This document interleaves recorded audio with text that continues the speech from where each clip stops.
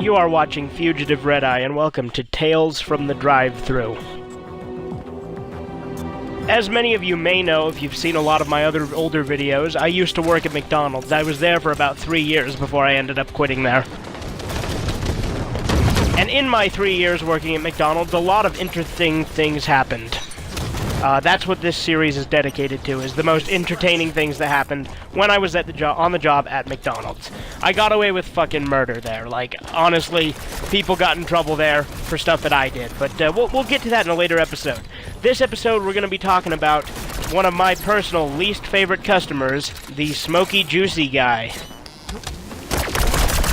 The Smokey Juicy Guy was, well, let me give you a little background.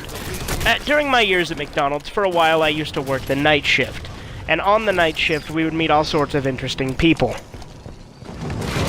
There was this one manager who would usually work the night shift who was really anal about everything, and he seemed super stressed out, and I honestly think maybe a little depressed.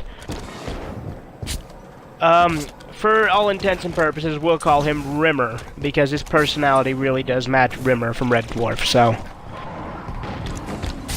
In fact, that was actually a nickname I called him sometimes when on the shift because he didn't get the reference, but regardless.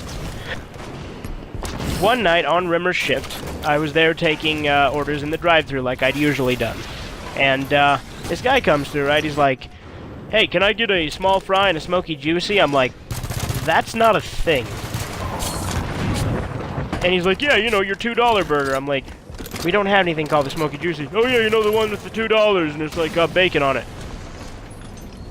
I'm like, "Oh, you mean the Bacon McDouble?" Now, this is where the story gets a bit interesting. Instead of just being like, "Oh, yeah, that's what I meant, cool," you know, just any normal reaction a person would have, instead you get, "Oh, you little bitch, I'm gonna come in there and slap the shit out of you. I'll fuck you up. Fuck you, bitch."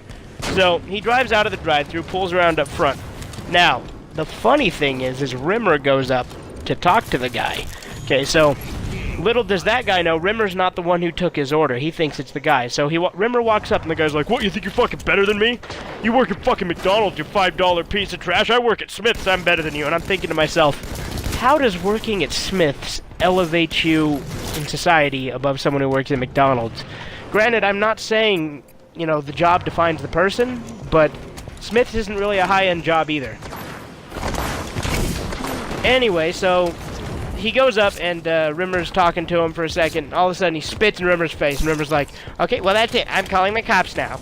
So he goes over, and he picks up the phone. The guy fucking books it out of there. He's like, "I'm gonna come back with like 12 of my homies, and we're gonna fuck you up." And this guy's clearly like drunk or stoned or something like that. We're not entirely sure. And he fucking books it out of there. Cops show up. I have to fill out a witness statement, of course, and Rimmer fills out a witness statement. And he got spit in the face for... this guy getting all pissy because we didn't have a non-existent sandwich that he was asking for. Granted, that's not the end of it. A little bit later down the road, I actually went out and took a look at the drive-thru menu. Now, the Bacon McDouble had this description on it that said Smoky and Juicy.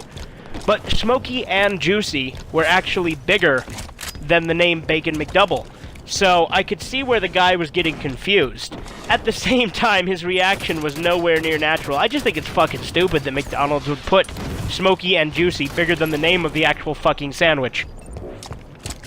During the time we had the barbecue ranch burger, it also said bold and crunchy, and people would ask for a bold and crunchy, and since then, I knew what it meant, because, frankly, I didn't want a repeat of the Smokey Juicy Guy, because I didn't want to be the one who got spit in the face. And, the funny thing is I told Rimmer, "Well, you know, why didn't you just punch him? You know, you were perfectly justified, you know, shit like that, right?" But he's like, "Oh, I would have if he would have stayed around. You know, I tell you what, I would have fucked him up." But no, he obviously wouldn't have. Rimmer was a fucking pussy. But yeah, that's pretty much the story of the Smokey Juicy Guy. There's plenty more tales from the drive-thru to come.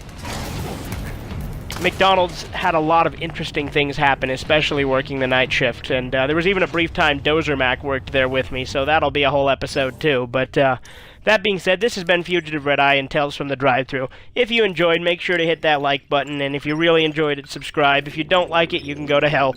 And that being said, if you have any suggestions for future videos, just let me know in the comments, and you have a fantastic spadoinkle day.